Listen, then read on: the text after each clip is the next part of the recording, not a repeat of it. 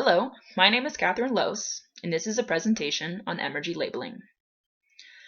Have you ever purchased a product and stopped to consider what it's made out of? Maybe all the different components that went into making it. If you break it down, all of the raw materials it took to make this product came from Earth in some way or another. Many of the processes involved in making these products require energy inputs. Energy is what allows the system to do work. Energy is neither created nor destroyed, it simply changes forms.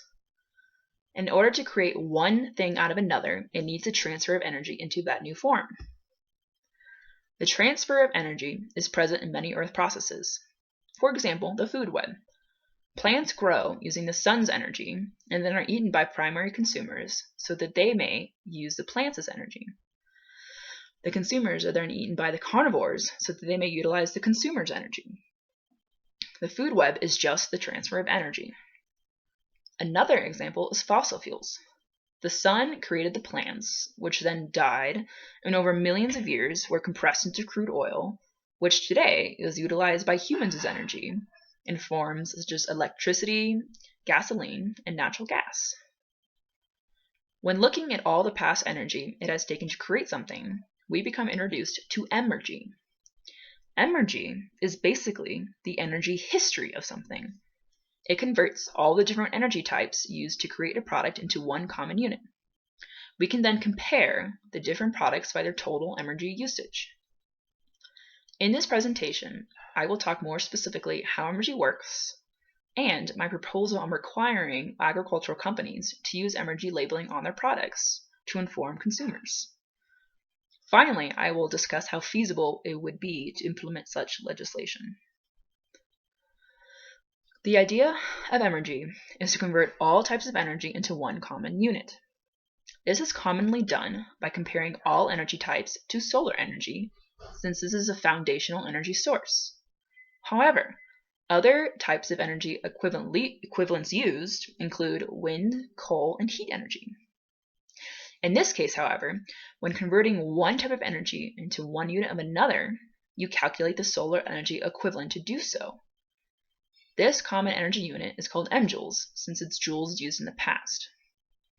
When wanting to break down the energy pathways of a product, a system diagram can be useful. Here, you can display all the direct and indirect energy inputs it takes to create an output, or your product. The next step is to list all the inputs from that system's diagram into an energy analysis table. Each input will have its own transformity coefficient, which is basically its conversion factor into the mjoule equivalent. When all the components are listed with their mjoule equivalents, they can then be added up to figure out the total mjoules of that product. My proposed legislation is to require agricultural companies to display their Emergy ratings of their products. When the products are sold in stores, consumers will be able to identify and compare Emergy numbers. The Environmental Protection Agency would be in charge of implementing and monitoring this new policy. This is because they already factor Emergy into some of their decision making. They would give companies 5 years to transition into Emergy labeling and have to approve Emergy statements to make sure they're correct. Some things that would need to be considered for this legislation is what type of farms would be subject to this policy. The majority of U.S. farms today have little amounts of land and low production, while the fewer have large amounts of land and high production. This would need to be considered with implementation. The cost for this legislation would most likely be a financial need for the EPA to support and monitor after transition. They would need a larger budget from the federal government to hire more personnel. Another cost could be for the farmers that need to change their package labeling, or need the tools to calculate their Emergy scores. This could perhaps create a job market for Emergy analysis. To determine the feasibility of this legislation, several criteria were researched and discussed. The first is the technological feasibility. Because the EPA has already developed many tools to calculate Emergy ratings, including some Emergy analysis software, there will be no technology pitfalls. Many transformity coefficients are also available, so it would be easy to pull together a manual for farmers to use.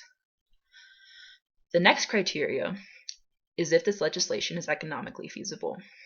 With current budgeting, the EPA does not have the funding for personnel to monitor this legislation if implemented. If no further funding is provided for by the federal government, this criteria is not met. Another factor is if the farmers have the tools to transition within 5 years. It may cost them money as well. The next criteria is if this proposed legislation is socially desirable. Recent surveys have presented that the public has had a reduced concern over environmental issues in recent years. However, other surveys have shown that the public does have concern about what they're buying.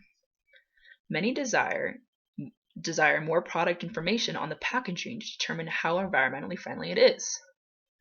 While the public may desire this, we must also consider the farmers. There will most likely be a lack of social desirability by the farmers that are subject to this legislation. This could cause difficulty in implementation. However, looking at it from a different perspective, it could create a competitive environment where farmers would benefit from their lower Emergy scores, perhaps make more of a profit. The last feasibility criteria is if this legislation is ecologically sound. If implemented, this new policy can help consumers make more informed decisions about the products they are purchasing. This could lead to a shift to products that require less energy usage, positively impacting the environment. So as you can see, it is very ecologically sound.